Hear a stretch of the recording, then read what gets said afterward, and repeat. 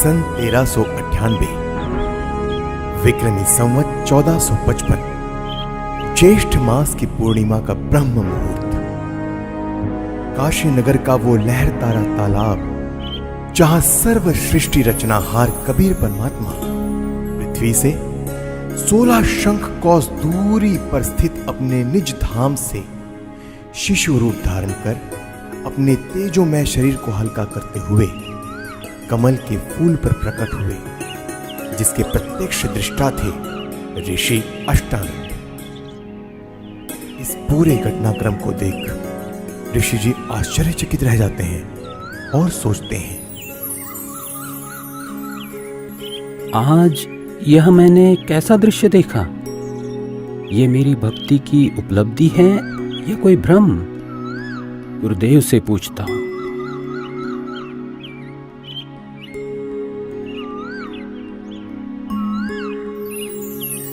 ऋषि अष्टानंद जी के गुरुदेव थे स्वामी रामानंद जी, जो कि विष्णु जी के उपासक थे और वैष्णव धर्म का प्रचार किया करते थे, जिसके लिए उन्होंने 1400 ऋषि शिष्य प्रचारक रूप में भी बना रखे थे।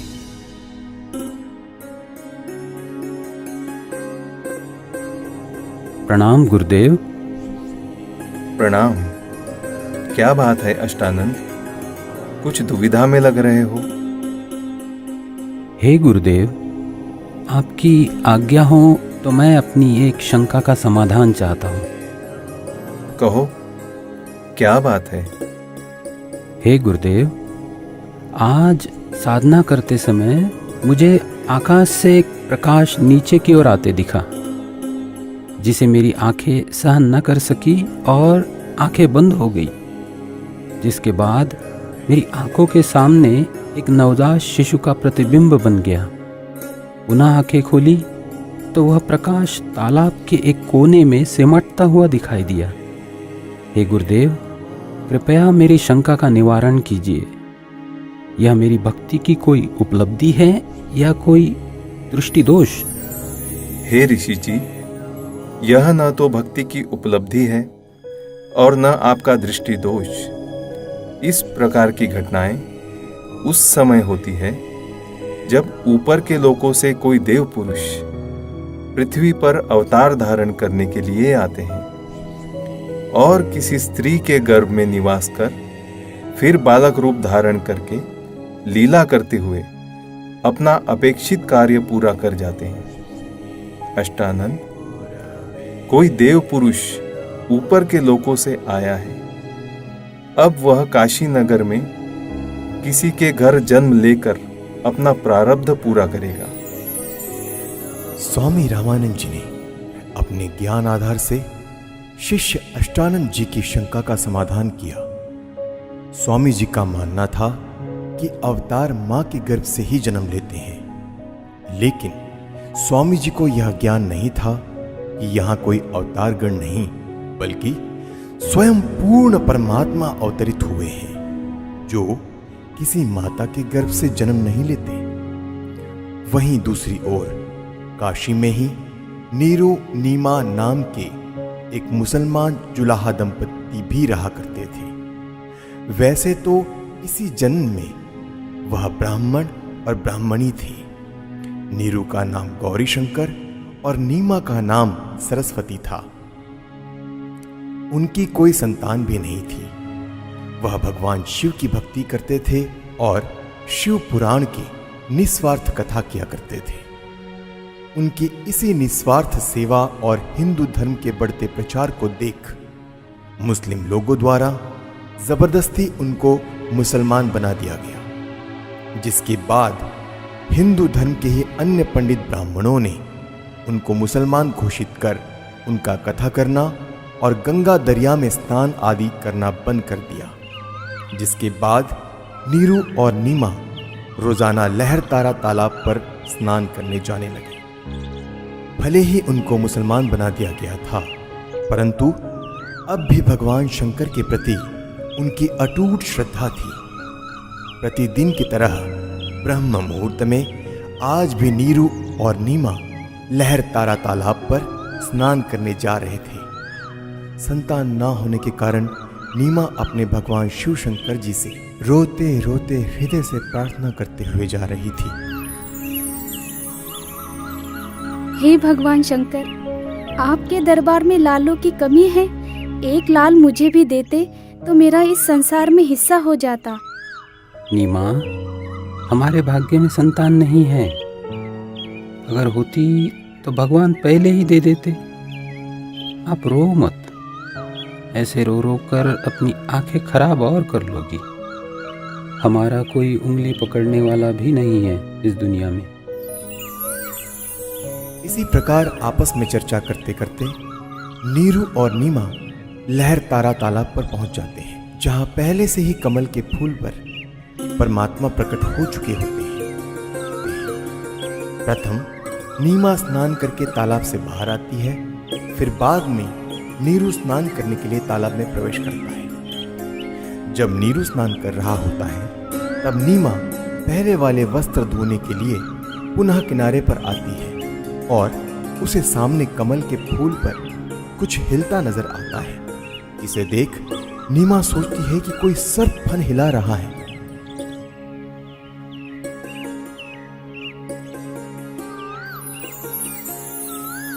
देखना जी, कमल के फूल पर बालक है। कमल के फूल पर बालक है। ये तो बच्चे की चाह में बिल्कुल पागल हो गई है। अब तो इसको जल के अंदर भी बच्चे दिखाई देने लग गए हैं। ये शंकर भगवान, इसको सद्बुद्धि दो दाता। देखना जी, देखना जी, कमल के फूल पर बालक है। बस कर नीमा, अब तुझे यहाँ जल में भी बच्चे दिखाई दे रहे हैं। जल में कहाँ से बालक आएगा? हे भगवान! देखना जी, देखना, वो बच्चा डूबेगा जल में।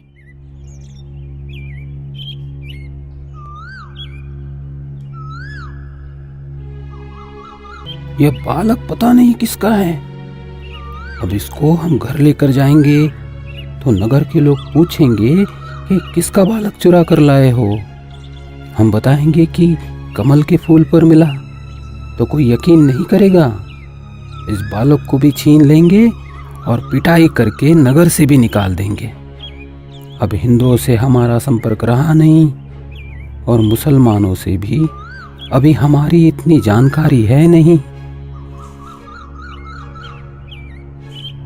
नीमा, इस बालक को यही छोड़ दे, इसी में हमारी भलाई है।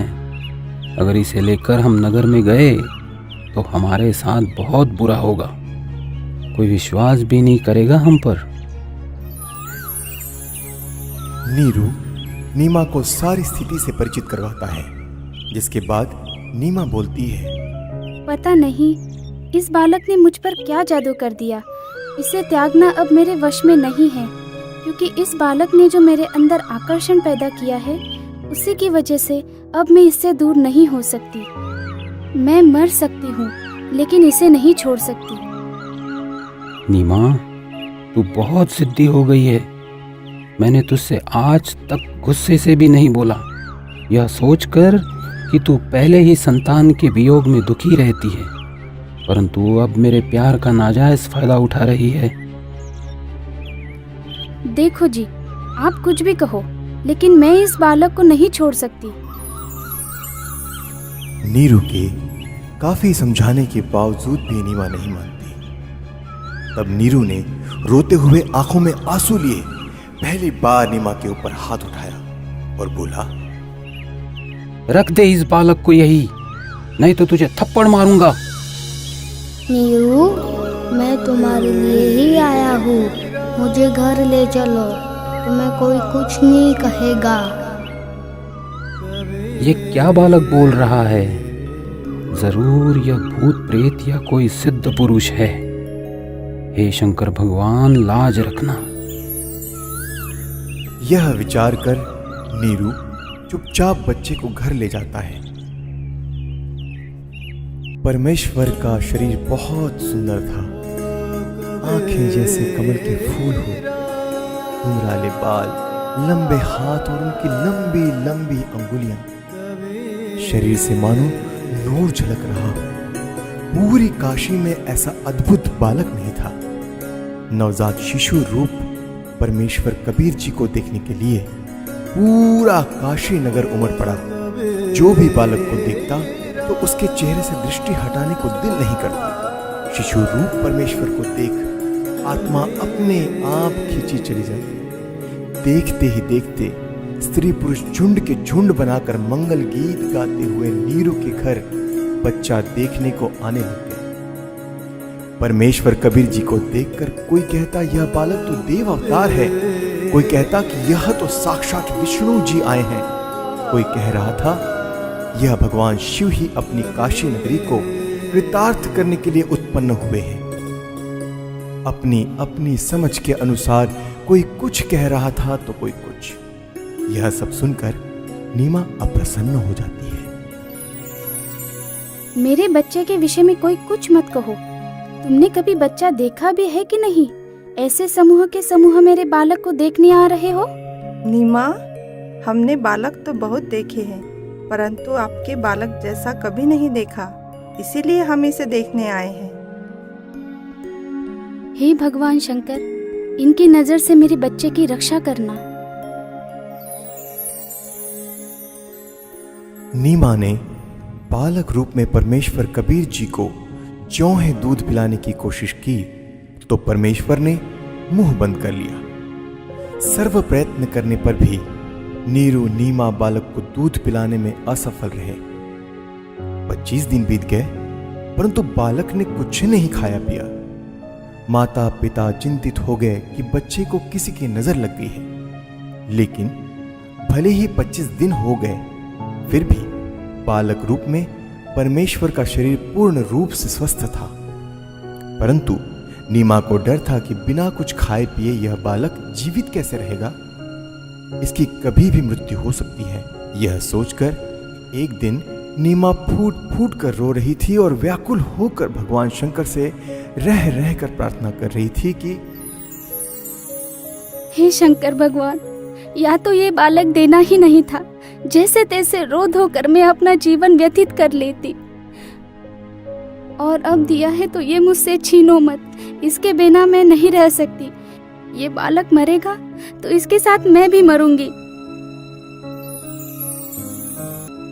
तब परमात्मा जो अजर अमर अविनाशी हैं भगवान शिव को प्रेरणा करके बुलाते हैं, क्योंकि उन्हें पता था कि मैं तो मारूंगा नहीं पर मेरी चिंता में जरूर मर जाएगी।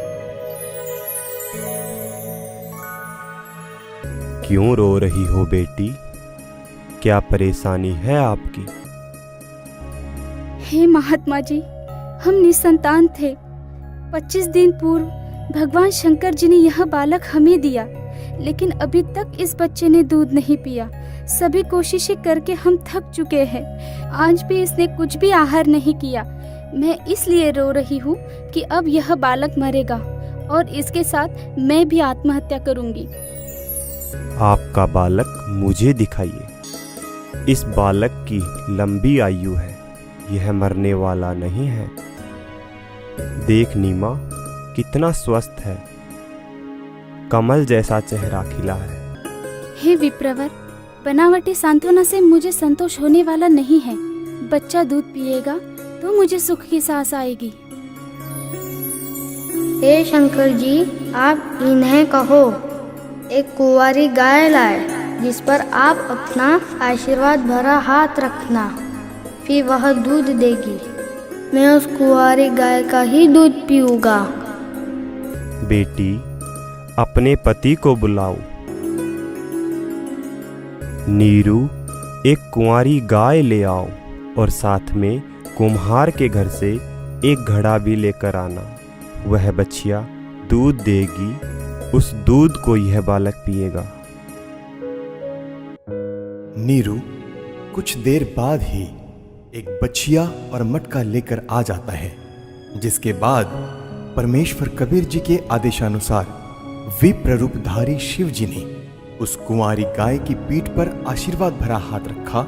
उसी समय उस कुमारी गाय के थन लंबे लंबे हो गए और थनों से दूध की धार बह चली। नीरू ने पहले ही वह पात्र गाय के थनों के नीचे रख दिया था।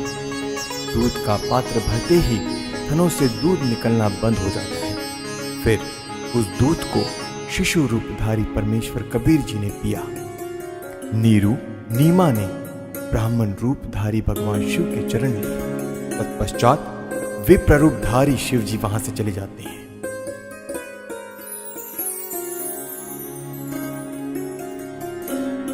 नीरू नीमा पहले हिंदू ब्राह्मणी थे, तो लालचवश ब्राह्मण लोग बालक रूप परमेश्वर का नाम रखने नीरू के घर आते हैं। लेकिन मुसलमानों का दबदबा होने के कारण उनसे हिंदू समाज दबता था। काजियों ने कहा कि अब यह मुसलमान हो चुके हैं, लड़के का नामकरण हम मुसलमान विधि से ही करेंगे। इतना कहकर नामकरण के उद्देश्य से काजी कुरान शरीफ को खोलता है, जिसमें प्रथम पृष्ठ की प्रथम पंक्ति का प्रथम अक्षर कबीर लिखा मिलता है। काजियों ने सोचा कि कबीर नाम का अर्थ बड़ा होता है, तो एक छोटी जाति के बालक का नाम कबीर रखना उचित नहीं रहेगा। यह सोचकर काजी द्वारा पुनः पवित्र कुरान शरीफ को खोला गया, तो दोनों पृष्ठ पर कबीर कबीर अक्षर लिखे मिले। इसके बाद काजी ने पूरी कुरान शरीफ का निरीक्षण किया, तो पूरी कुरान शरीफ में कबीर कबीर कबीर अक्षर लिखा था, अन्य लेख नहीं रहा। यह कोई साधारण बालक नहीं है, इस बालक ने कोई जादू जंतर करके हमारी कुरान शरीफ को ही बदल डाला। हे काशी के काजियों, मैं कबीर अल्लाहु अकबर हूँ। कल युग में मेरा नाम कबीर ही रहेगा।